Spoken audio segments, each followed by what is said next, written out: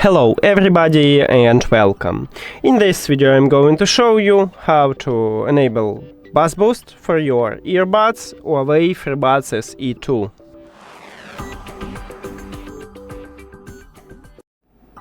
You have to start by open Huawei AI Life application, and if you add your earbuds to the application you will see it at the device list.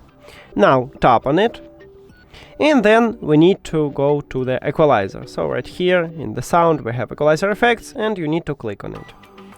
And right here at the right top we have a preset Buzz Boost, so just click on it and we enable it. Now if we go back, right here you can see that we change it to Buzz Boost. And we use this preset. That's it. Thank you for watching this video. If you found it helpful, please consider subscribing to the channel and leave the like on the video. See you later!